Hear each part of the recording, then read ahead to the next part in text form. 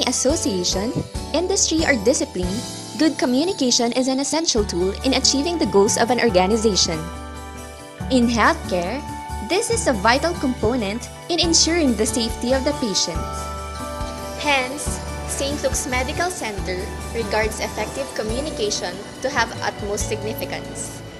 Dedicated to improve the quality and safety of healthcare services, the Joint Commission International has established 6 International Patient Safety Goals, or IPSG, and identified as the second goal is to improve effective communication.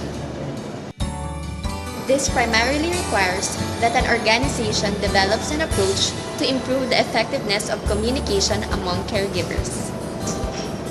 According to the JCI accreditation standards for hospitals, effective communication, which is timely, accurate, complete, unambiguous, and understood by the recipient, reduces errors and results in improved patient safety.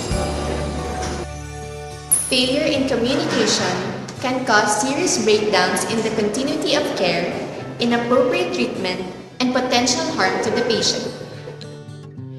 In an updated review conducted by the Joint Commission, it was found that in the recent years, communication has been consistent to be included among the top of the fundamental reasons of inefficiency leading to hospital sentinel events.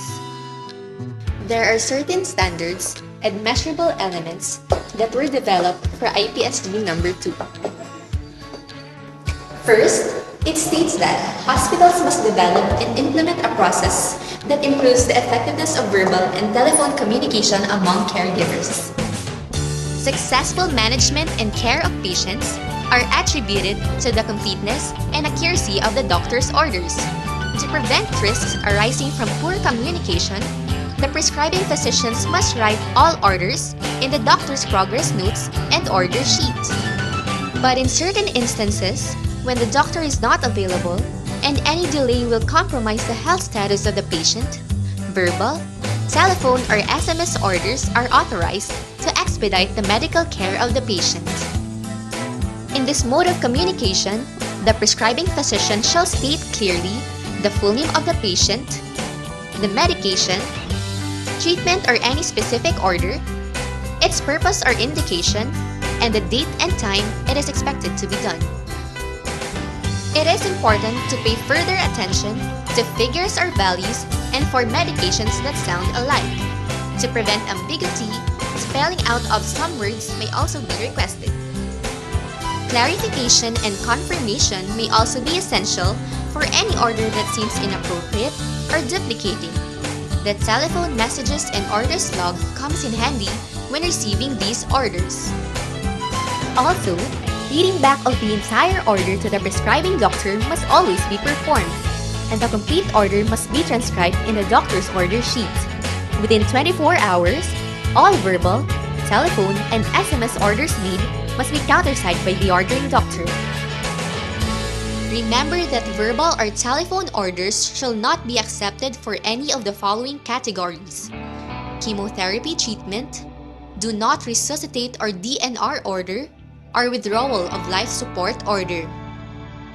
Moreover, to ensure safety of the patient when communicating via SMS, nurses are required to follow standardized templates for different situations. Reporting of critical results of diagnostic tests is the second standard that stresses the importance of immediate referral to the physician of abnormal test results that may indicate a life-threatening situation. A list of critical values and interpretations approved by heads of concerned institute, center, or department is regularly reviewed and updated.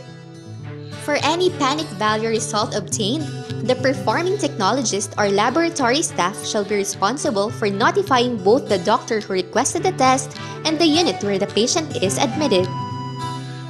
The ancillary staff documents the time the report was tagged or ready for interpretation and the time the value was relayed. The receiving staff nurse, on the other hand, makes a documentation in the critical value reporting and readback form and thus a readback to the ancillary staff to ensure accuracy. Then, the staff nurse immediately informs the requesting doctor about the critical value.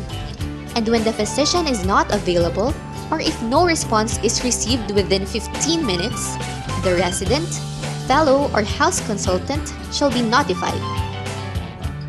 Moreover, since timeliness and urgency are of significant value when it comes to effective communication, SLMC has a protocol and a system of notification escalation which states that all relevant patient referrals must be well corresponded and relayed among healthcare team members.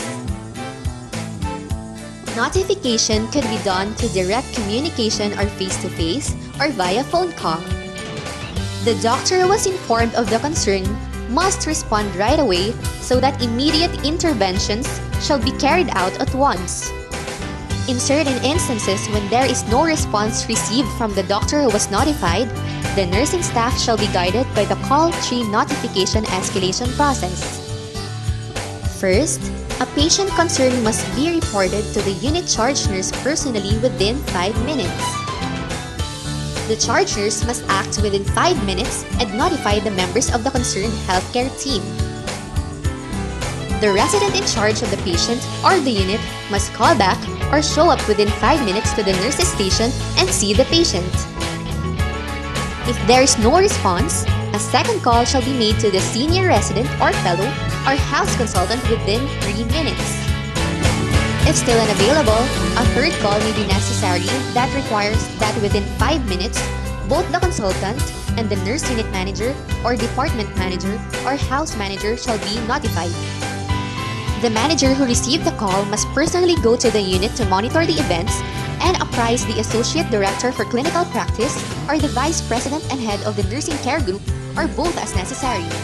The manager shall also update the institute or department head and the medical director and must respond within 15 minutes after no show or no call and then apprise the nursing care group head. The medical director and the head of nursing care group then inform the president and CEO of the events regarding the difficulty in contacting the physician. Again, what is not documented is not done. Hence, notifications made and acknowledgements received must be recorded in the call tree documentation sheet. Finally, the last patient-centered standard under improving effective communication is the implementation of standardized process of transferring information from one healthcare provider to another that ensures the continuity and smooth transition of patients' care. Hand-off communication occurs everywhere in the healthcare organization in many settings across the continuum of care. This happens in nursing change of shift, physician sign out to a covering physician, patient transfer between units, and patient discharge or transfer to another facility, among many others. It is important that standardized communication format is utilized, and an example of a useful guide is SBAR.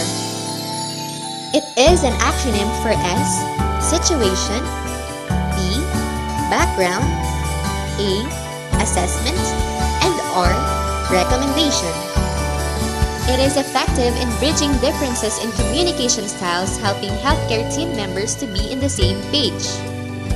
The SBAR approach can be utilized in any clinical domain and provides a framework in presenting relevant information. In any handoff or endorsement, it is crucial that focus is maintained and distractions are eliminated throughout the process to ensure that all essential information is transferred to the recipient accordingly.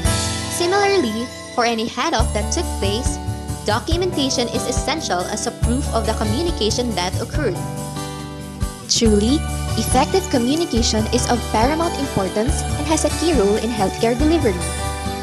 Every member of the healthcare team should be well informed and compliant to the measures and policies governing the processes in improving effective communication.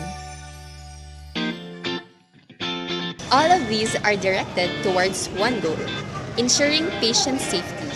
Because here at St. Luke's Medical Center, the needs of our patients come first.